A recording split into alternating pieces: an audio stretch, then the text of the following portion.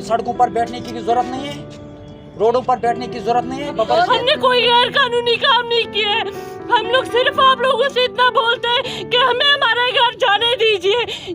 आप यहाँ पे बेटी बचाओ बोला जाता है, हम भी तो बेटियां है ना, हम भी तो बेटियां हैं। हम क्या चाहते हैं? We want justice. We want justice.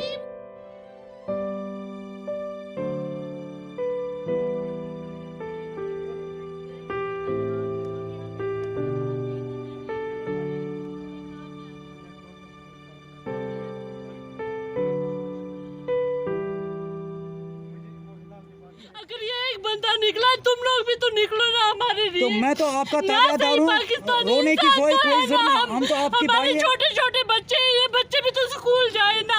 हम औरतें, हम न किसी भी मुल्क के नहीं है, हम किसी मुल्क के शहरी नहीं है, लेकिन इंसान तो है। आप लोग निकलिए ना हमारे लिए बोलिए कि ये किसी मुल्क से नहीं है, लेकिन औरतें हैं, बहनें हैं, बेटियां हैं। हम इनके सर पे हाथ रखें। अगर हम इनके लिए कुछ भी नहीं कर सकते, आप लोग हमारे लिए बात तो कीजिए। हमने कोई गैर कानूनी काम नहीं किया है। हम लोग सिर्फ आप लोगों से इतना बोलते हैं कि हमें हमारे घर जाने दीजिए। आप लोग भी हमारे लिए निकलिए। हमारी सिर्फ जेन्युइन डिमांड्स है। हम अपने माँ बाप से मिले हुए 12 साल हो गए। हमारे माँ बाप बीमार है, हम उनको, हमारे फोन आता है, हम डर जाते हैं कि ये तो नहीं सुनना पड़ा, तुम लोगों के माँ बाप मर गए। हम लोगों को अपने माँ बाप की आवाज़ सुनने के लिए महीनों हो गए। हम कहीं भी नहीं जा सकते, हम कुछ भी नहीं कर सकते, तो फिर हमें मार दीजिए। हम गोली खाने के लिए, हम जहर खाने के लिए भी तैयार है। हमारी कितनी लड़कियों ने सुसाइड कर लिया है। जब अगर हम सारे ही सुसाइड कर लेंगे तो हमारे छोटे छोटे बच्चों को कौन पालेगा? ये एक इंसानी मसला है। हम किसी मुल्क के भी हो, किसी भी जगह के हो, लेकिन हम औरतें हैं, हमारे छोटे छोटे बच्चे हैं। आप लोग इंसाफ कीजिए। क्या इस मुल्क में इतना भी इंसाफ नहीं बचा है? क्या इतना भी इंसानियत नहीं बची है कि आप बहन बेटियों के लिए निकल सके, उनके लिए बात कर सके? अगर हम आप लोगों से कोई नौकरी तो नहीं मांग रहे, कोई जोर तो नहीं मांग रहे।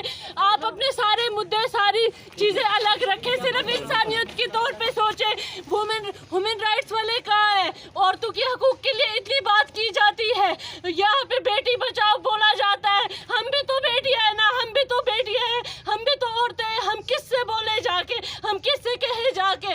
हमने क्या किया है ऐसा गुनाह? अगर गुनाह ही किया तो हमें जेलों में डालो, लेकिन ऐसे क्यों रखा हुआ है? हमने 15 सालों से अपने माँ बाप को नहीं देखा, अपने माँ बाप से नहीं मिले। आज पहली बार कोई भाई, कोई कश्मीरी हमारे लिए यहाँ आके खड़ा हुआ है।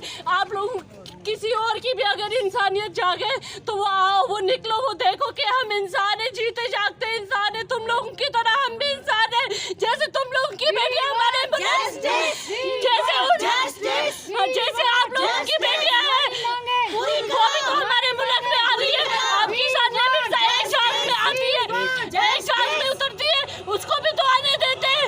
उसको किसी ने रोका है? उसको किसी ने बोला है तुम इंडिया के लिए मत खेलो? हमने क्या बिगाड़ा है? हमने क्या किया आप लोगों के साथ? आप लोग क्यों हमारे छोटे छोटे बच्चों को लेकर रहे? मिलिटेंट्स के बच्चे, अगर मिलिटेंट्स होते हैं तो वो बात खत्म कीजिए। लोगों के बच्चे स्कूल जाते हैं, हमारे बच्चे हमारे साथ एक दिन कोर्ट में होते हैं, एक दिन धरने में होते हैं। हमारे छोटे छोटे बच्चे रोते हैं कि छुट्टी हुई है, हमें भी नानिहाल जाना है। वो बोलते हैं हम कैसे नानिहाल जाएंगे? वो हमें पूछते हैं छोटे छोटे बच्चे, मामू का घर क्या होता है? हम उनको क्या बोले? हमारे छोटे छोटे बच्चों को क्या बोले? हमने कौन सा गुनाह किया जिसकी सजा हमारे बच्चों को मिल रही है? चलो शुक्रिया। बताएं। औज़ुबिल्लाहिमिनश्शैतानिर्रजीम, बिस्मिल्लाहिर्रहमानिर्रहीम। मुझे बहुत ही अफसोस हुआ है। आज 2-3 दिन से हमारी बहनें यहाँ प्रेस कॉलोनी पर धरने पर बैठे हैं, मगर जो तानाशाही सरकार अभी टस में मस नहीं है।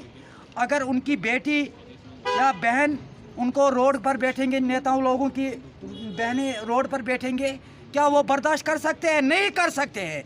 मैं एलजी साहब से गुजारिश करना चाहता हूँ, आला हुकाम से, और ख़ासकर प्राइम मिनिस्टर ऑफ इंडिया से और होम मिनिस्टर ऑफ इंडिया से, अगर ये हमारी बहनें अपने मुल्क में वापस जाना चाहते हैं तो इनको इजाज़त दे दो।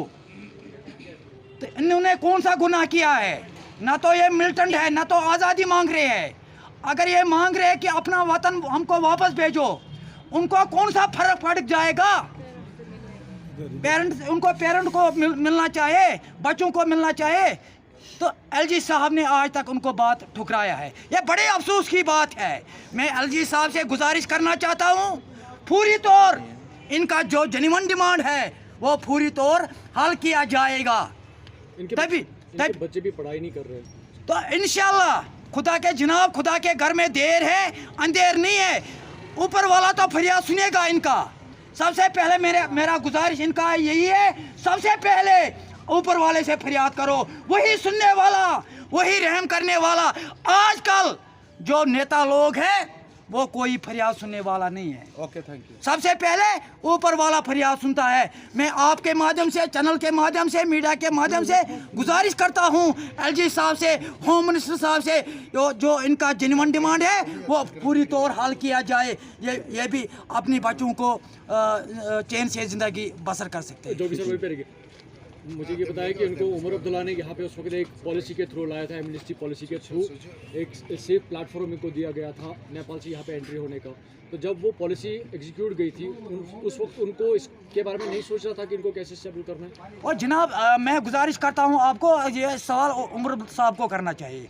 जो उस वक्त चीफ मिनिस्टर था उसी को ये सवाल करना चाहिए। मुझे उसके बारे में इल्मत नहीं है, मगर मेरी बहनें हैं, उनको मैं शाना बशाना खड़ा हूँ। इंशाल्लाह मैं कोशिश करूँगा इनको इंसाफ मिलेगा। दिन भर के तमाम तर अपडेट्स पाने के लिए सब्सक्राइब कीजिए हमारी सभी ऑफिशियल चैनल्स को और साथ ही साथ बेल आइकन भी प्रेस कीजिए ताकि आप तक पहुँचे हर खबर सबसे पहले।